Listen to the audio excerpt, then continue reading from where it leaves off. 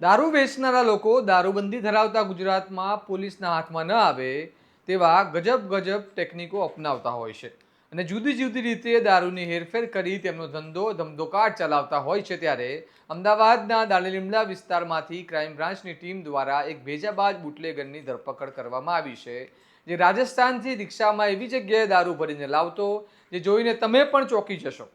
આવો વિગતે વાત કરીએ સમગ્ર મામલા વિશે આ અહેવાલમાં. નમસ્કાર, હું ચિરાગ વર્ષાબેન. આપ જોઈ રહ્યા છો સ્વમાન.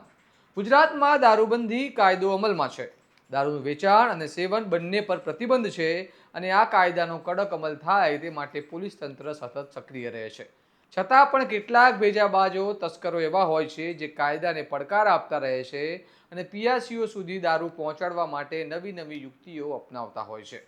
અમદાવાદ શહેરના દાણીલીમડા વિસ્તારમાં એવો જ એક ચોંકાવનારો કિસ્સો સામે આવ્યો છે, જ્યાં ક્રાઇમ બ્રાન્ચની ટીમે બાતમીના આધારે એક ભેજાબાજ બુટલેગરને ઝડપી પાડ્યો છે. આરોપીનું નામ સાદિક મિર્ઝા હોવાનું સામે આવ્યું છે, જે મૂળ ઝાંસીનો છે અને હાલ અમદાવાદના વટવા વિસ્તારમાં રહે છે.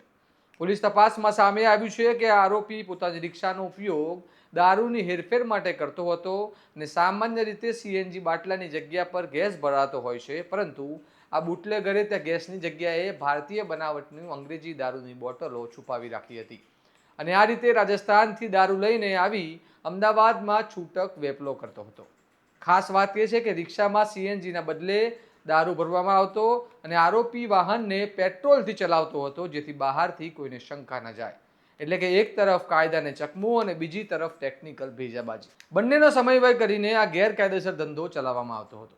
દાણીલીમડા ક્રાઇમ બ્રાન્ચની ટીમે આ અંગે ચોક્કસ બાતમી મળતા છટકું ગોઠવવામાં આવ્યું અને યોગ્ય સમયે રિક્ષાની તપાસ કરતા અંદરથી દારૂનો જથ્થો મળી આવ્યો. પોલીસે આરોપીની સ્થળ પર જ ઝડપી પાડી વધુ તપાસ હાથ ધરી છે અને પોલીસે આરોપી પાસેથી 180 મિલીની કુલ 240 બોટલ દારૂ જપ્ત કર્યો છે. સાથે જ તેનો રિક્ષા, મોબાઈલ ફોન સહિત અંદાજે 1 લાખ રૂપિયાનો મુદ્દામાલ કબજે કરવામાં આવ્યો છે અને હાલ આરોપી સામે કાયદેસરની કાર્યવાહી શરૂ કરવામાં આવી છે.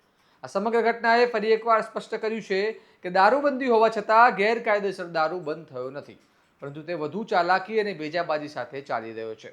અને હવે સવાલ એ છે કે આવા કેટલાય બુટલેગરો હજુ પણ શહેરમાં સક્રિય છે અને તેમને રોકવા માટે પોલીસ તંત્ર કેટલી અસરકારક રીતે કાર્યવાહી કરે છે. હવે જોવાનું રહ્યું કે આ કેસમાંથી આગળ શું ખુલાસા થાય છે અને શું આ બુટલેગર કોઈ મોટા નેટવર્ક સાથે જોડાયેલો છે કે નહીં. પરંતુ હાલ માટે દાણીલીમડાનો આ કિસ્સો દારૂબંધીના અમલ માટે મોટો પ્રશ્નચિહ્ન ઊભો કરી રહ્યો છે. આ મામલે તમારું શું માનવું છે અમને કમેન્ટ કરીને જણાવો અને આવા જ વિગતવાર અને વિશ્લેષણાત્મક સમાચાર માટે સ્વમાનની ચેનલને લાઇક, શેર અને સબસ્ક્રાઇબ કરવાનું ભૂલતા નહીં. નમસ્કાર.